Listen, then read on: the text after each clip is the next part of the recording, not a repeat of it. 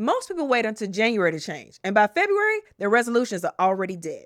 That's why in this October Reset series, we've been flipping the script, showing why January sets you up for failure and why October is the real reset button. And if you haven't watched parts 1 and 2, no worries, you can circle back to them later. But now in part 3, it's time to put it all together. I'm giving you my October reset plan designed to help you get real, reset with intention, and actually build momentum before January even shows up. This isn't theory. This is the exact process I use every fall to end the year as my best self. So keep watching so you can walk away knowing exactly how to do the same. What's up, it's your girl Keisha B, and trust me, I've fallen for the whole wait until January trap. Spoiler, it never worked. But once I discovered this October reset plan, everything changed. And I know it can for you too. So here's how we're going to do this. I'm breaking October into 4 strategic phases, and each one builds on the last. Week 1, the truth audit, what's real right now. Week 2, the gap analysis, where are you versus where you want to be. Week 3, the experiment phase, test your goals in real time. And week 4, the momentum builder, become her before January even arrives. Most of us live on autopilot, following rules we never actually agreed to. Week 1 is about waking up and asking, wait, what do I actually want? I want you to track 3 things this week. Where does your time go? Where does your energy go? And where does your mental space go? This isn't judgment, it's awareness and clarity. You can't change what you don't acknowledge. And sometimes you're simply too busy following a script to even ask what you want. Week 1 is about ripping up that script and starting fresh. Now that you've seen the truth about how you're actually living, week 2 is about the gap, who you are versus who you want to be. Look at the key areas of your life: career, health, relationship, finances, creativity, spirituality, whatever feels important to you. For each area, define what good enough looks like for you. Not perfect, just what will make you proud and aligned. Then rate yourself 1 to 10, not to shame yourself, but to get honest. This is where you start being intentional about where you invest your energy. You're designing your life instead of just reacting to it. And you can't be excellent at everything all the time. Normal people try to be a 10 at everything. Escapers know chasing perfection in every area just leads to burnout. And that when you focus on the right areas, the rest of your life often levels up too. For instance, maybe you're a 9 in your career, but a 4 in health.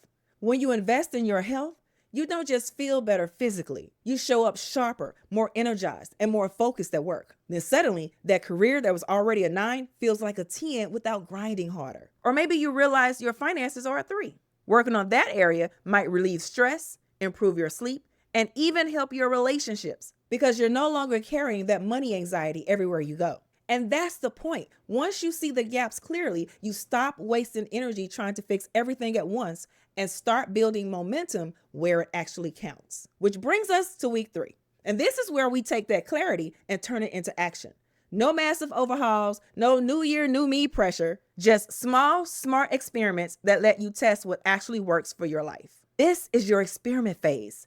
Think of it as your sandbox, a safe space to play, test, and adjust without the pressure of perfection. Pick just 1 or 2 areas you identified in week 2, not 10. We're not trying to rebuild your whole life in a week. We're running small experiments that give you real data about what works for you. Want to improve your health? Don't overhaul your entire diet. Try drinking 1 extra glass of water each day for a week, or take a 10-minute walk after lunch and see how your energy shifts.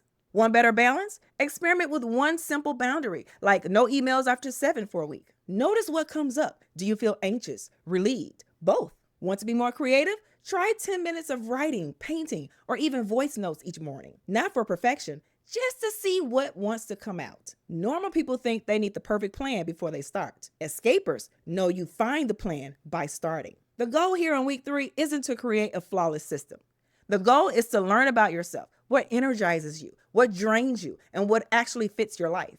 And that's the beauty of experimenting. You stop forcing yourself into someone else's routine and start discovering what works for you. You're collecting data, you're seeing what sticks, and you're collecting proof of who you're becoming. Which brings us to week 4, the momentum builder. This is where you now stop treating your habits as experiments and start turning them into your identity. It's the difference between I'm trying and I am. See, by now you've got data.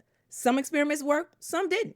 And you've proven to yourself that change starts with tiny actions, not huge overhauls. Now it's time to lock in the things that worked, turn them into identity shifts. Instead of I'm trying to stop procrastinating, I'm someone who takes action. Instead of I'm trying to be more consistent, I'm someone who follows through. And instead of I'm trying to save money, I'm someone who manages my money wisely. This isn't fake it till you make it. This is recognizing the person you're already becoming through your actions. Every time you show up for yourself, you're casting a vote for your future identity. And those votes add up fast. By the time January rolls around, you're not scrambling for a fresh start. You've already built a foundation. You're not starting from zero. You're continuing the momentum you created here in October. While those normal people wait for January to become the person they want to be, escapers realize they already are, and they prove it every single day. So week 4 is simple. Embody the identity you've been building. Let your actions remind you of who you are, not just who you hope to be. That's how you end your year as your best self and walk into the new year already ahead. And let's talk about the holidays real quick, because I know some of you are already feeling that little panic rising in your chest. Every year it's the same cycle. November hits, you think about all the food, all the parties, all the chaos, and then you tell yourself, forget it, I'll just wait till January. You know that script, right? The one where the holidays become your excuse to quit before you've even started. That's the loop we're breaking this time. Because here's the truth.